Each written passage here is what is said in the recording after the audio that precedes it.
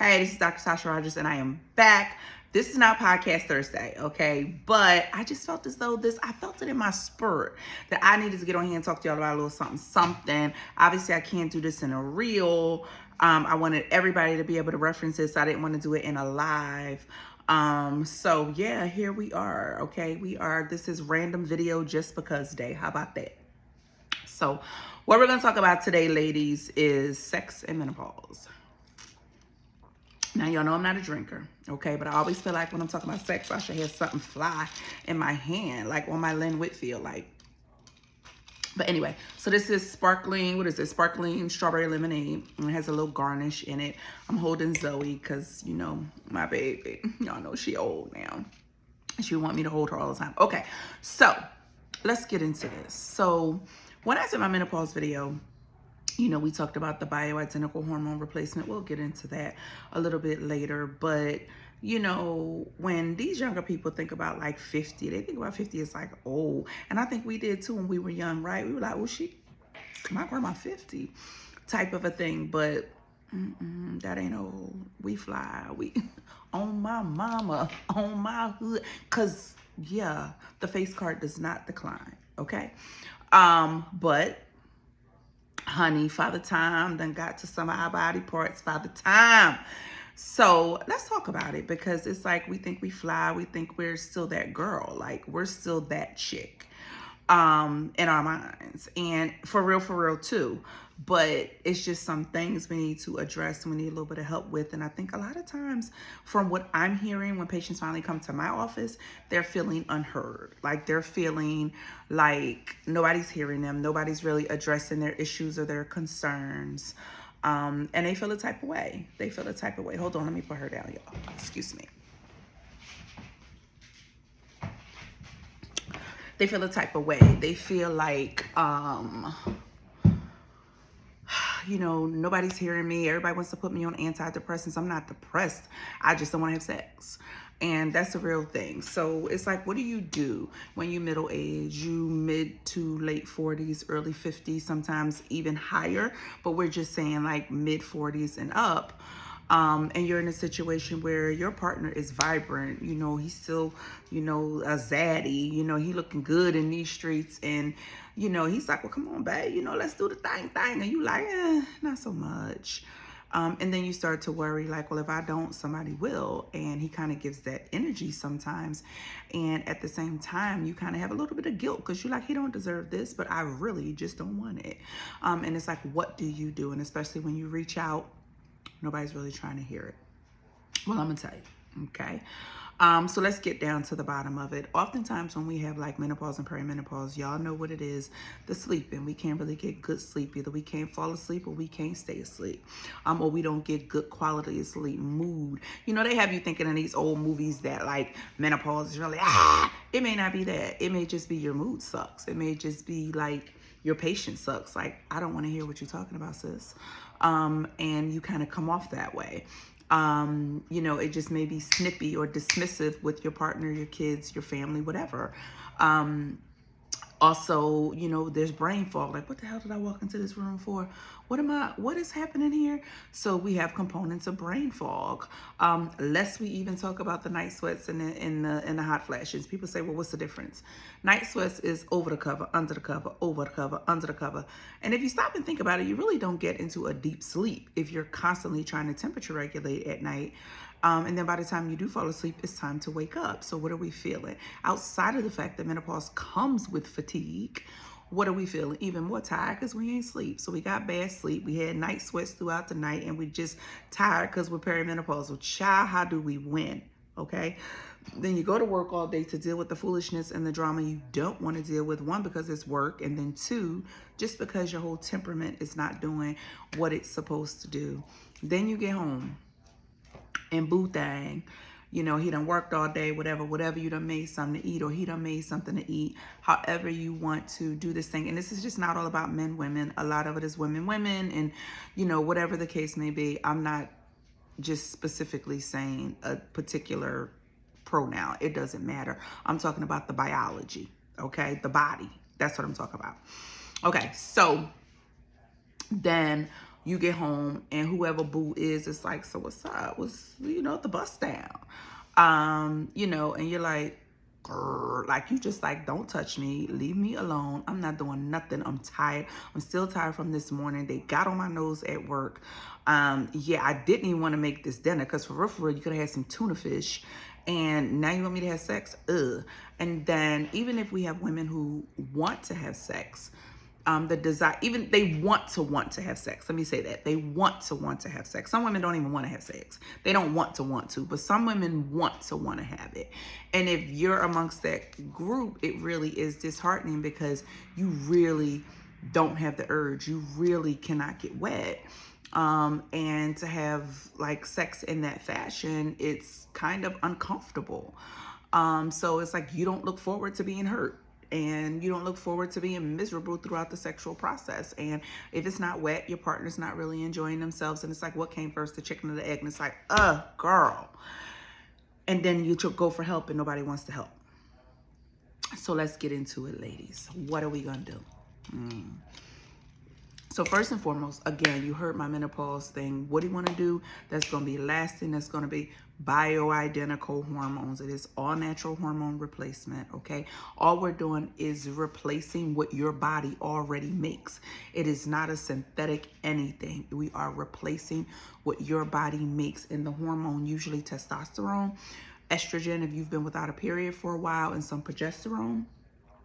Baby, we are putting back in your body what you like. If it's estradiol, our body makes estradiol. That's what we're giving you back. We're giving you back testosterone. Nothing that you don't make, nothing synthetic, nothing cancer causing. These things are actually preventative. They're cancer preventative. They help with bone mass. They help with fatty liver. They help with your cholesterol. They help with all of these things. And we embed it in wild yam root, which is even going to go further in helping your hot flashes and different things like that. So your symptoms alleviate. Hot flashes gone. Night sweats gone. Mood swings gone. You just be like, you ain't like crazy pleasant. Like, what's wrong with her? Like, all of a sudden she's smiling all the time. Like, she weird. No, it's not that. It's more like you just chill. Like, you're just content. You're more cup half full than cup half empty. You have more patience with people. Your brain fog starts to improve. You are resting well. And baby, when I tell you, you want to have sex with everything moving, his man, her man, the FedEx man, the Amazon man, the public sub man, somebody better tell you, When I pelletize, I call it pelletizing. When I pelletize, that's not a word, but it's a word in my practice. When I pelletize my patients, honey, these husbands can't keep up. I done had husbands come and say, come in, let me talk to you for a minute. And I'll be real, because I don't know what I done said. I don't know what these women done had. I be scared. But they be like, can you ratchet it down some? Can you dial it back some? I mean, I'm appreciating all this and I'm gonna pay for it, but she got too much going on. So it is a blessing. Trust me. But there are also some things for women. If it's something you can't afford, and it's not terribly expensive, but if it's something you can't afford, the space you are in your life, or it's something you don't necessarily want. And yes, if women have had breast cancers and different cancers, you can still get it. I'm very, very, very conservative. So if you've had breast cancer, I'm not giving you the estrogen. I'll give you the testosterone because it's still going to knock out your hot flashes and all that good stuff. So I'll give you the testosterone. I won't give you the estrogen. But you can still have bioidentical hormone replacement, okay? So, girl, run it.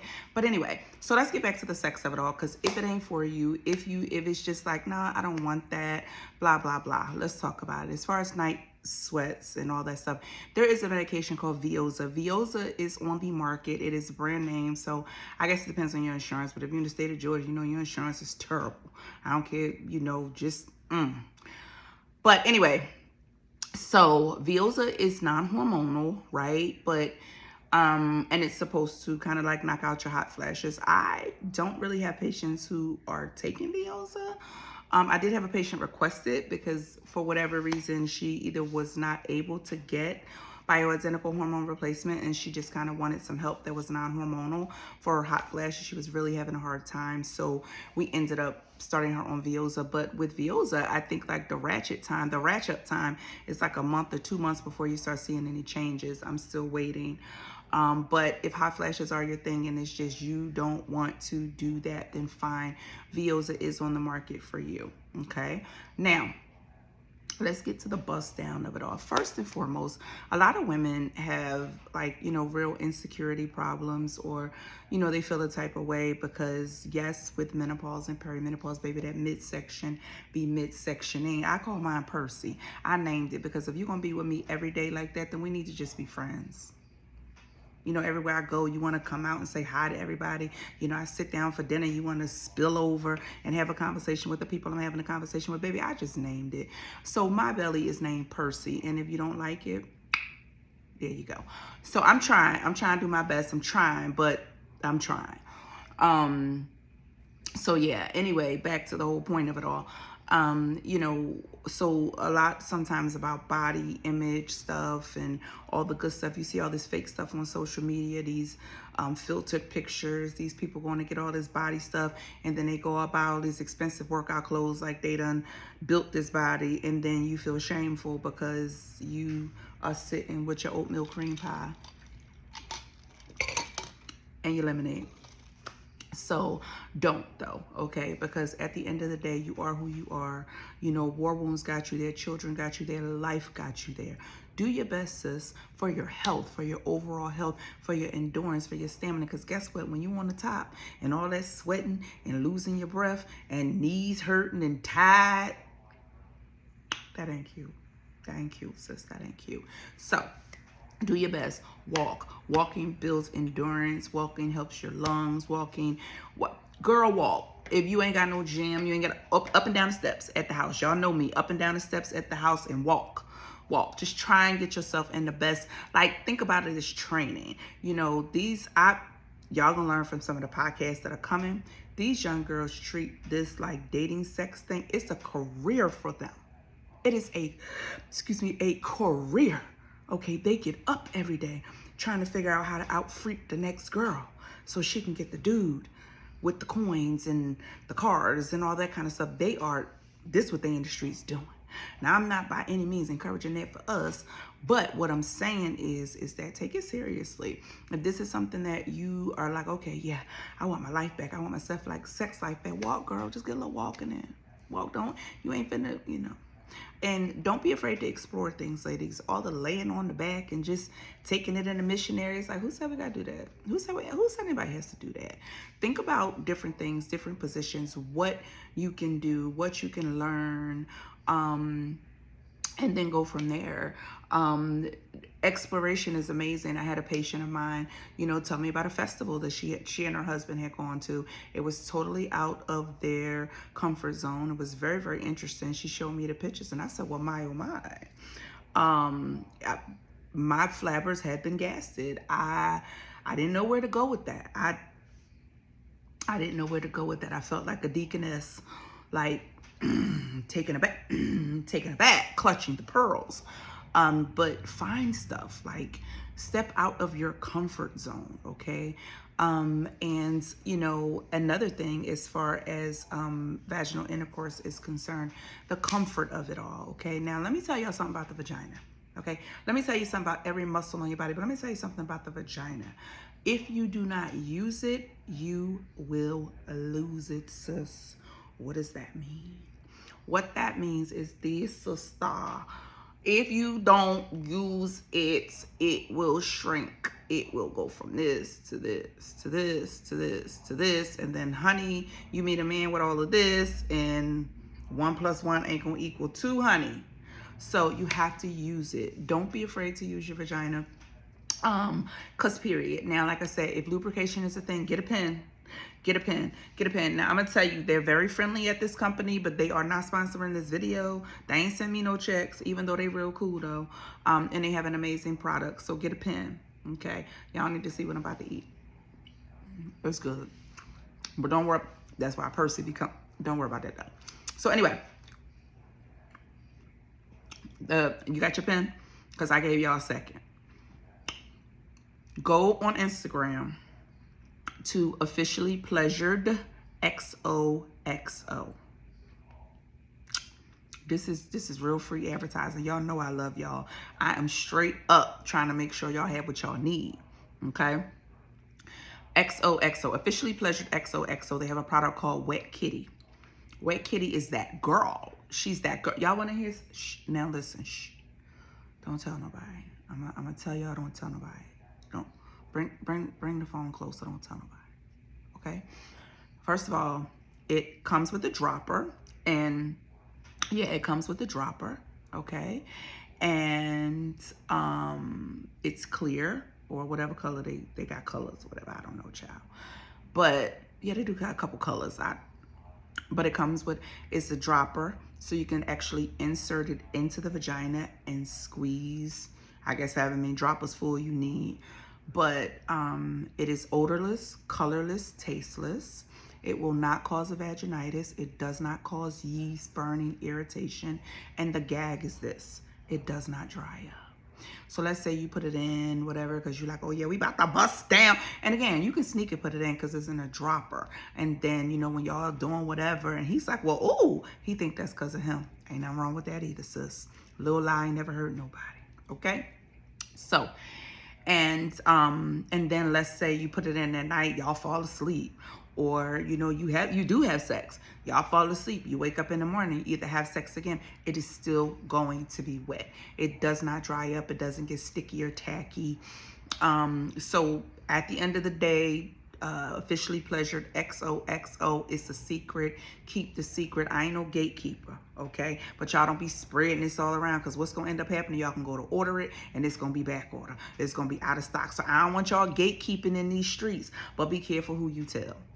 Okay, so anyways, as far as lubricant is concerned, that is definitely what you want to do to make this more comfortable for you. Okay, so even sometimes if it's like, girl, and it's just the discomfort that's really bothering you, officially pleasured XOXO, they will get you right. Okay, just letting you know. Now, let's be real grown about this thing, because if it's like, yeah, I don't really feel like that, I really don't want to, it really, and you got problems, or you got a little vaginitis going on, because that's what be happening to the girls sometimes, or you got a little yeasty beastie, whatever it is you got going on, or you was with this boo, and you know, a little something happened, and you ain't sure if you straight. We grown. Everybody grown. If you don't want to use the vagina, couple things to let's explore with. Obviously, oral sex is a thing. If you this grown and ain't figured it out yet, child, this video ain't finna help you. Okay, it just ain't. Now, as far as one of my patients asked me, and I was I was actually pleased. You know why? Because one, that y'all rock with me, that you trust me with such information. And you trust what I'm gonna say. So I was really pleased. But the question is, can we have a conversation about anal and how to effectively have anal or safely have anal? And I think that's an amazing question, because people think, okay, I'm just gonna do anal. And the bad part is that you don't really know what to do, and your partner either doesn't know or doesn't really care. It's just like, all right, well, I need to get it in there. Well, hold on, hold the hell on, player. Hold on. Okay, so from an anatomical standpoint, that means from a body standpoint. Okay, I'm coming from the medicine. Okay, let me teach you guys what you should be doing. First and foremost, can we just have a moment that as women in 2024, we are having a straight up relatable conversation about anal sex, and ain't nobody whispering. I love that for us. Matter of fact, take a little for the homies that's not here. I love that for us, okay? Now, let's talk about it. First of all, if you are currently having anal sex on a kind of regular basis, and not even regular, like a couple of times a year, 3 times a year, and you're having unprotected anal sex, please tell your gynecologist. I don't know, because, you know, a lot of gynecologists don't do what I do, but I do anal pap smears. I do anal pap smears, and you doc. I be letting that back door get hit sometimes. I be like, say less, sis, say less. And I will pap the anal area. And if it comes back that there's HPV, I send it to my colorectal person. And, you know, shout out to Erin King Mullen. She's amazing. And she has this like whole protocol on what to do and all the things when you have anal HPV. Because as we know, everybody thinks about HPV, cervical cancer. Well, honey, it also causes anal cancer. And if nobody's ever checking back there, How y'all think Farrah Fawcett passed away that way? Rest her soul. But yeah, so we need to be cognizant of that. But anyway, so when coming to anal sex, first of all, you know, I'm going to tell you, again, this is a moment of, shh, don't be tough. So one of my besties is a gay male, and they do like anal douching. Now, you know how I feel about vaginal douching. Don't do it. But anal douching, I don't know if that's gonna be okay, and I think that might be okay. But what he said was, and if this was my thing, I would. But anyway, what he said was, you know, just douche until the water runs clear. So anyway, I don't know. So that might be a good starting point, or whatever the case may be. Now, some people say don't just go ahead and start with, you know, anal, especially if you have a partner that's a little bit more larger endowed. You might want to go with the butt plugs because you can wear them privately every day. So yes, you can go like Tokyo Valentino. I don't know where you would get them online, but here in Atlanta, it's like Tokyo Valentino, and you get the butt plugs. And they might, I think, yeah, because we were talking about this on one of the other shows, the Pagan show. They got the kit. So they have like, it graduates up in size. So I guess you'll be able to like put one in, go to work or whatever, you know, wear it all day. Then maybe the next couple of days put another size in, next couple of days put another size in. I don't know. Like, I be thinking to myself, like, are you going to fart easier? Like, because you don't really have anything, like, you can't compress the fart. I don't know, just my mind. But anyway, so we do have butt plug situations going on. And if a butt plug is not really where you want to go or what you want to do, you're like, nah, I ain't doing all that, I just want to get into it. Fine. Make sure you have a good lubricant. I'm going to say officially Pleasure, the wet kitty, probably will be appropriate for that. I wouldn't feel like you need some type of different lube. I don't know, but I wouldn't feel like that.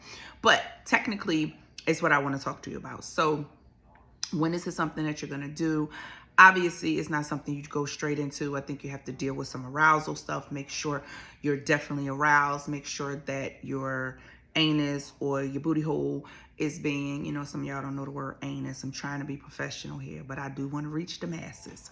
So, you know, massaging the booty hole. Make sure your lubricant is there. And then the one thing, when that person is trying to insert, one, it has to be a very slow insertion. And here, let me give you something. Just like if you ever did an exam with me, a pelvic exam, I'll tell people push like you're pooping. And when you push like you're pooping, when I'm putting the speculum in, it actually opens up your vagina. And so it makes everything so much easier. And I tell people, if you have a partner who's well endowed, when they go in, push out like you're pooping, it'll open up your vagina. And so I suggest the same thing for anal sex, like push out while they're trying to push in. And that will, now don't push out so hard was a whole situation, girl, but push out while they're trying to push in. Okay, and again, they need to be slow and gentle and rhythmic. And if it's just too much for you, it's too much for you. And nobody's asking you to, because if the person is not gentle enough, if you're not lubricated enough, if you're not relaxed enough, there have been situations where patients that came in and needed some stitches. Now, the ER is open 24 hours a day, 7 days a week, but that ain't really a place you want to have to get stitches. That's not something you want to heal from. Girl, I'm just letting you know. So, you know, take it easy, take it slow, and explore that if that's what you're into. But if it's just not working for you, maybe another time, another situation, maybe another person, honey. Okay? I'm just saying. But what I need you ladies to understand is that sex after perimenopause, menopause is real. And, you know, we have partners who are sexual beings, and we feel like, oh man. So I've literally had women come in and say they've given their partner permission to have a girlfriend because they can't. They just don't want to, and they understand that their partner deserves to be able to have sex. Girl, quiet that down. Ain't nobody doing that. Nobody. Okay, let us get you together. What you not fitting to do is hand over your whole situation to Becky with the good hair. Okay, we're not doing that. Shout out to all the Beckys with the good hair. No disrespect over here, but we see you. Now, so, you know, outside of actually getting ourselves treated and getting in a better place, and not just, not just about the sex, just getting in an all around better place. As a woman, you can live better. You can have an amazing life.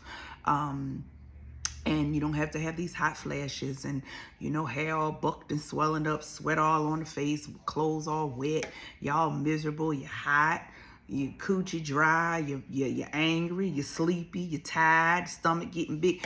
Who said that gotta be us? Like, we don't have to do that. So what I'm saying is that, either what does it say? Either make a way. What is it? Either find a way or make a way. Yeah. So like I said, if bioidentical hormone replacement is not for you, sis, then piece it together. Get your little Vioza for your hot flashes if your insurance is gonna cover it. Get you some wet kitty for the cooch and kind of get it figured out and figure out what is going to work for you. But at the end of the day, we always talk about us and blah, blah, blah, blah, blah. Real talk. For real, these jokers go through male menopause too. Y'all heard me talk about it before. It's andropause. And they always say, come on, let's do it. And their erection is like, wonk, wonk. Boy, where you putting that thing at? My arm is hurting trying to get that thing in there and holding it steady and all. Ain't nobody got time for that. Okay, so they need some hormone replacement too. Okay, because they be tired, they be cranky, they start to be all bent over and walked over the relation, all walking over. The erection ain't getting hard. Is it used to? It ain't getting hard at all. And in order for him to get hard, he got to not take his blood pressure medicine. Girl. And then they want to look at us like, you got a stomach. Boy, if you don't sit down somewhere, because what? Okay, so all I'm saying is it be them too, but part of having a healthy sex life is keeping them together too, so they can get their stuff together. People say, go get your testosterone check. Well, I'm going to tell you. The normal range is anywhere from like 3 to like 700, but it's a reference range, right? It doesn't say that that's absolutely where it should be. It's a reference range. And the higher your testosterone as a man, the more energy you're going to have, the better you're going to be able to have sex, the more, just erect you're going to stand, because that's what testosterone is all about, right? So I found that when I do hormone replacement and for males, it's crazy. Like, I had a man, his testosterone was 475, which by no stretch of the imagination is terrible, right? He was 475. Girl, once the calculations got done and all the things, this man needed 2,400 milligrams of testosterone. Now, when I put them things in that man back, I don't know what happened at that house. I don't know what kind of Tyrannosaurus Rex walked up in that house. I don't know. I started to call the wife and see if she was all right, but it ain't my business, okay? So, in Tabitha Brown, that's their business.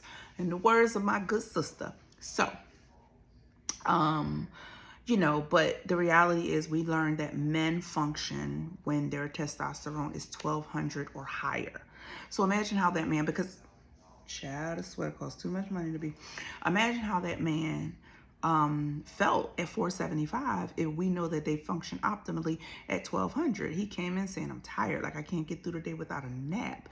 I'm not having sex as much as I want to. Like, and it's not as pleasurable or good as it needs to be. So they be going through it too. They don't admit it. They like to call it like regular aging. And just be careful, if he don't want to go to the urologist and be like, listen, if he don't want to come because he can come with you to your appointment for your bioidentical hormone replacement. Now, let's be clear. Yours is going to be 400. His is 875, 900. I don't know. But either way, but the man's, because again, they getting like triple what you're getting. That's why the bill is triple what yours is. But the reality of the situation is, if that's not a reality for either of you guys, then sit and have a conversation about it. Make sure he's taking whatever medication that he needs to be taking. And if he's saying, well, my blood pressure medicine, makes my erection soft, then go to the primary care with him and say, no, give him something else. Because I'm sure it's something that will work for him. It's never going to be a situation of your health or your erection. We're not doing that. And then if Cialis or Viagra or whatever else they got new out, stay away from them honey poppers at the gas station, y'all. But whatever else they have got, if that's going to help your sexual situation, then do it. But this is a point in a woman's life where you have to be on the same page with your partner, and it can't be a sense of embarrassment. You can't, because it's life. You can't be embarrassed about where you are, and he can't be embarrassed about where he is. Man up. It is what it is. Yes, that thing is about a 7, ain't a 10 no more. Okay, we can work with a 7, but you're gonna keep working down, and once you get to a 4 or 5, it's an immediate no. It's an immediate no. So at the end of the day, let's work together and get everybody in a better place. But as far as women, yes, it's something you can do. No, you don't need to be on an antidepressant. At the end of the day, we can get your desire up. But in the meantime and in between time, get that lubricant so that your cooch can be on the drip drip. He don't have to know what's going on. He don't have to. It ain't his business. Okay. Well, some of it is his business, but not that part. And so I just want you ladies to be able to walk with the confidence, and not feel so bad and insecure and like your relationship is like being jeopardized, because there are things that you can do. So I hope this video blessed somebody. And I hope you understand that it's not just you. And for my younger women who are like, well, my coochie ain't getting wet, because I get this all the time. My coochie ain't getting wet, but I'm not going through menopause. Your clitoris listens to your subconscious mind. It does not listen to the sexual stuff that's happening to it. So if you don't trust your partner, he liking too many pictures on Instagram, there was a cheating situation that you got past, but you really didn't get past. He's not bringing any money in the house. You're busy. You're trying to get a master's degree, deal with an autistic child, or a behavioral issue with the kids, and it's just so much. You tired. Your clitoris is going to listen to your subconscious mind, okay? So be mindful of that. Every time somebody's vagina won't get wet, it ain't hormones, all right? So just wanted to make you guys smile a little bit, and let you know that you're not on an island by yourself, and there are things that you can do. Start with your gynecologist. If they're not hearing you and you're not being heard, come and see me, sis. If you're not in the same city, that's what telemedicine is for. If you need to bring him with you, bring him, sis, but he can't just be sitting in the room minding our business. He gonna have to be getting some services or something. Otherwise, leave him at the house. Okay. But I hope this blessed somebody. I hope it made you smile. And I hope it made you think about things a little bit differently, as a woman in these fine, fabulous 50s, a little bit below and a little bit beyond. But whatever it is, I hope it puts you in an amazing and empowered place.